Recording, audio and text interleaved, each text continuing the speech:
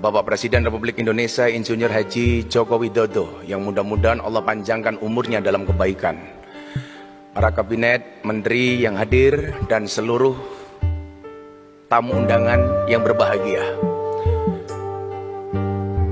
Abad 8 Masehi ada seorang khalifah besar namanya Harun ar-Rasyid. Dia pengen meningkatkan perdagangan dan investasi di negaranya. 3 hal yang beliau lakukan. Yang pertama adalah integritas, kedua loyalitas, dan yang ketiga adalah sinergi ketuhanan. Tantangannya adalah ada begitu banyak orang yang membenci sang presiden.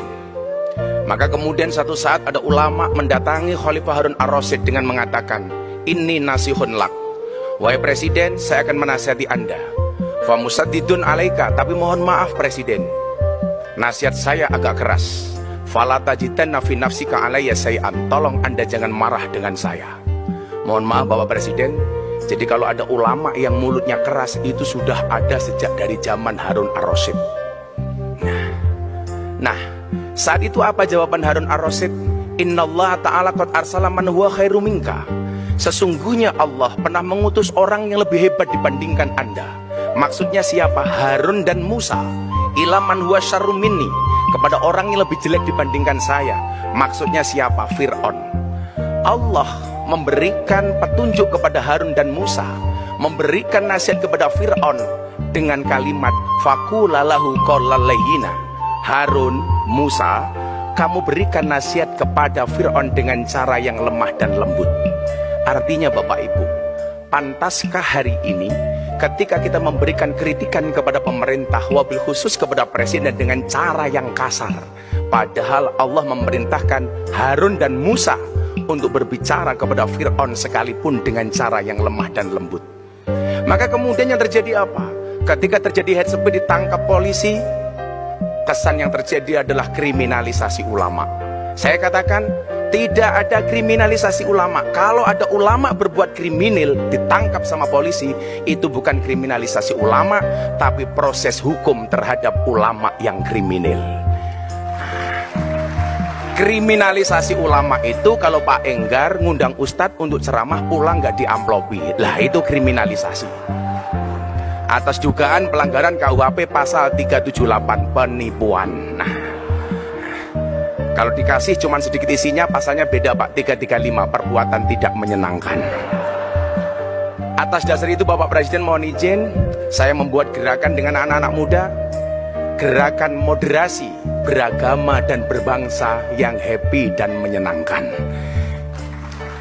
Yang dari awal rencananya mau disupport sama Pak Bahlil, tapi alhamdulillah sampai hari ini belum terrealisasi.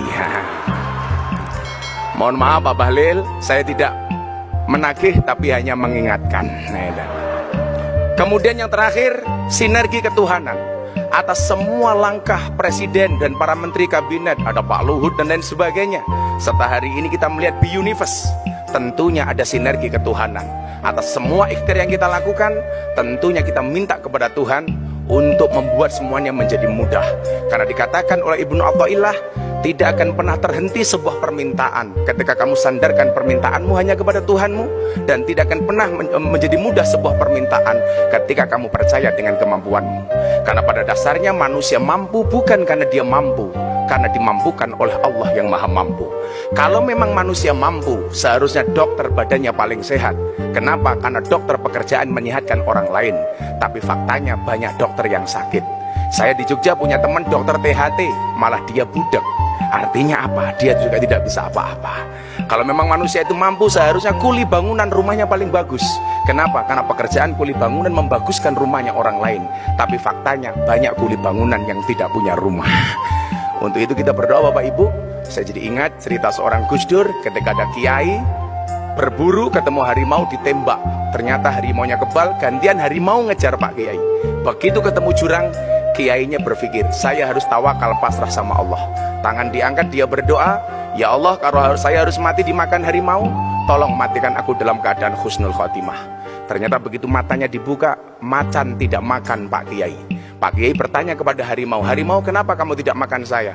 Mohon maaf Pak Kiai, saya juga sedang berdoa. Kamu doa apa? Allahumma barik lana. Doa makan Kiai. Untuk itu mohon maaf Pak Presiden, saya sampaikan agak tergesa-gesa. Tadi pas Pampres ngasih waktu saya cuma 3 menit Bapak, 3 menit saja.